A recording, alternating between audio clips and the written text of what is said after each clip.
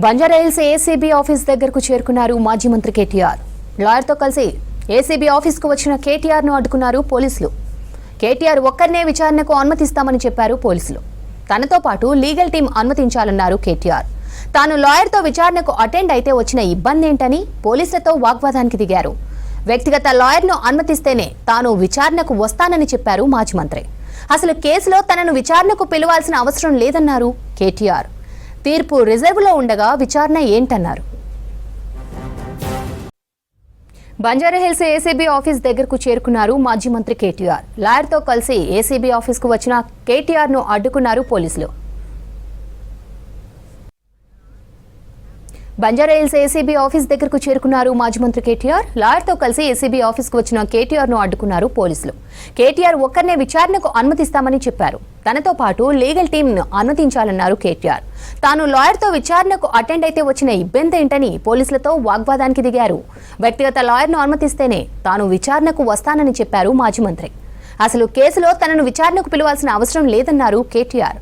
తీర్పు రిజర్వ్లో ఉండగా విచారణ ఏంటన్నారు. పోలీసులపై నమ్మకం లేకే తాను లాయర్తో విచారణకు వచ్చానన్నారు కేటీఆర్. తమ పార్టీ ఎమ్మెల్యే పట్నం నరేందర్ రెడ్డి విషయంలో పోలీసులు తప్పుడు స్టేట్మెంట్ రికార్డ్ చేశారని, ఇప్పుడు కూడా అలాంటివి జరగకూడదని తాను లాయర్తో వచ్చానని చెప్పారు కేటీఆర్.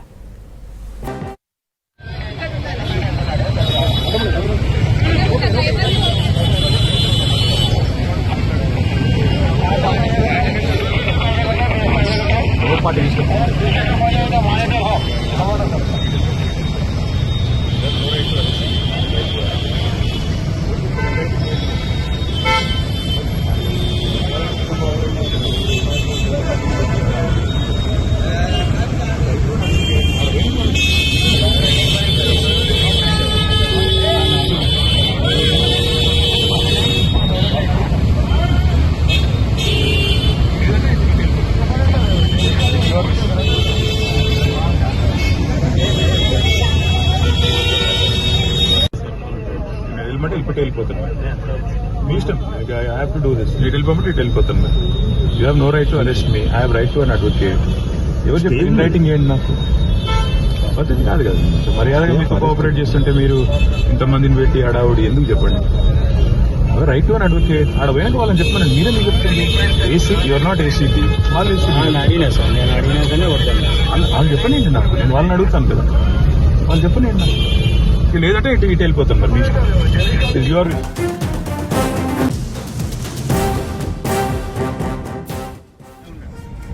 మీకు లెటర్ ఇచ్చి వెళ్ళిపోమంటే మీకు లెటర్ ఇచ్చి వెళ్ళిపోలేదు.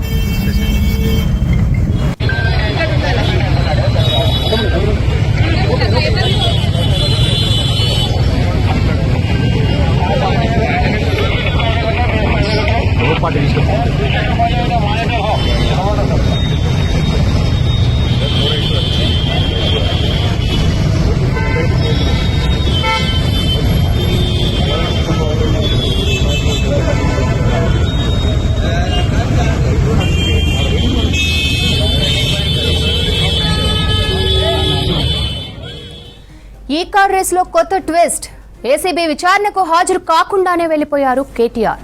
తన లాయర్ను అనుమతిస్తేనే విచారణకు అటెండ్ అవుతానని పోలీసులతో వాగ్వాదానికి దిగారు కేటీఆర్.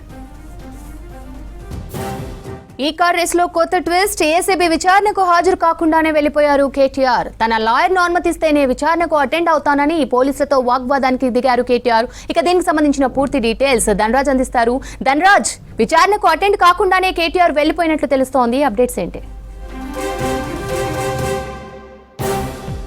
కేటీఆర్ ఆయన వెంట లాయర్లను అనుమతించకపోవడంతో కూడా ఆయన తిరిగి విచారణకు హాజరు కాకుండానే తిరిగి వెళ్ళిపోవడం జరిగింది.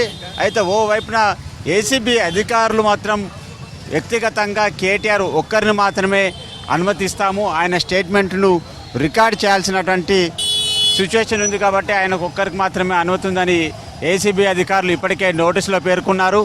ఆ అంశాలను ఆధారంగానే బందోబస్తు నిర్వహిస్తున్నటువంటి పోలీసులు మాత్రం కేటీఆర్ వస్తున్నటువంటి కాన్వాయ్లో ఆయన వ్యక్తిగత అంటే ఆయన లీగల్ టీం ఉండటంతో ఆయనకు అనుమతి లేదంటూ ఇప్పటికే పోలీసులు చెప్పినటువంటి సిచ్యువేషన్లో ఆయన కేటీఆర్ పోలీసులతోటి కొంత వాగ్వాదం కూడా కొనసాగించారు.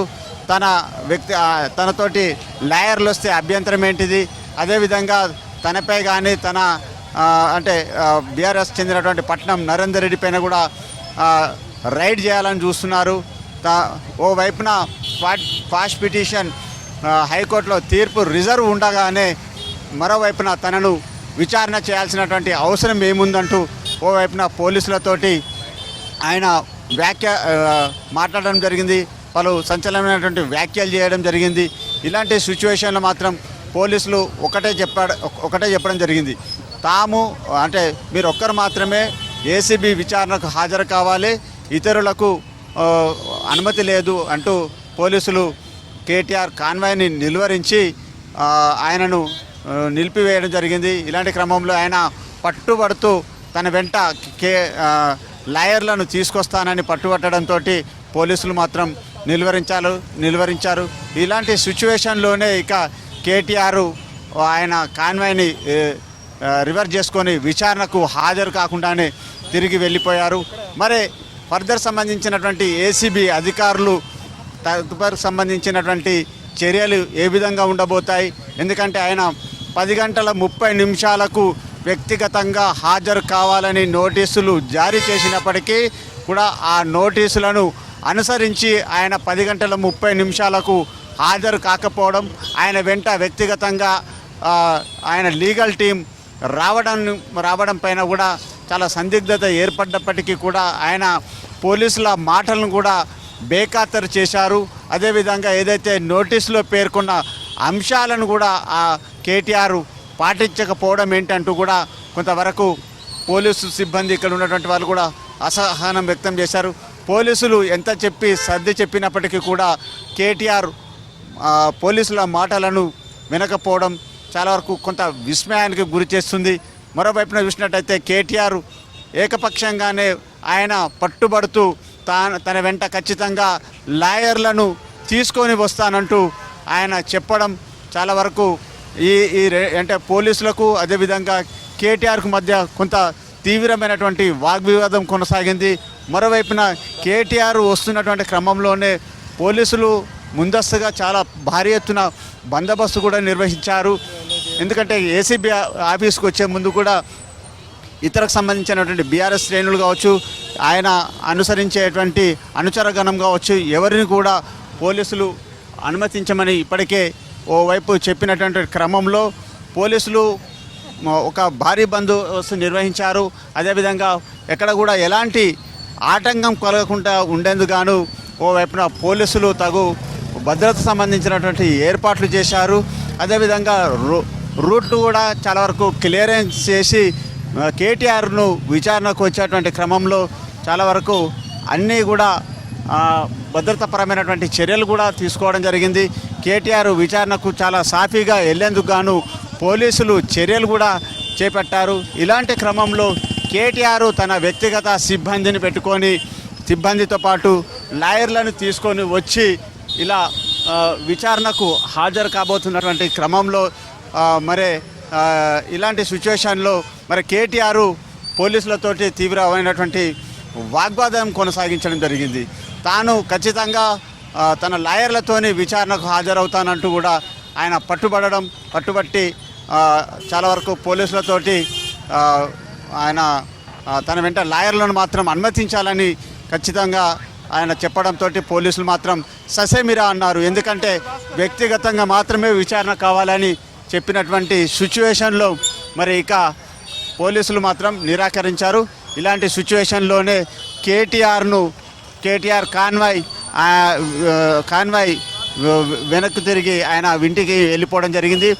విచారణకు ఆయన ఈరోజు సహకరించలేదు.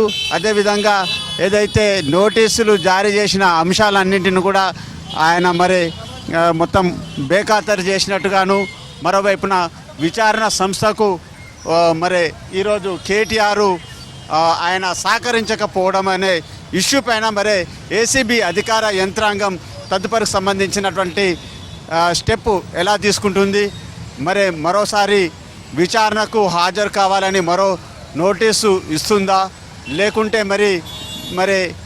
ఈరోజు జరిగినటువంటి పరిణామాలకు సంబంధించి ఏసీబీ యాక్షన్ ప్లాన్ కూడా ఏ విధంగా ఉండబోతుంది అనేది కూడా కొంత ఉత్కంఠ కలిగిస్తున్నటువంటి సిచ్యువేషన్ ఉందని తెలుస్తూ ఉంది.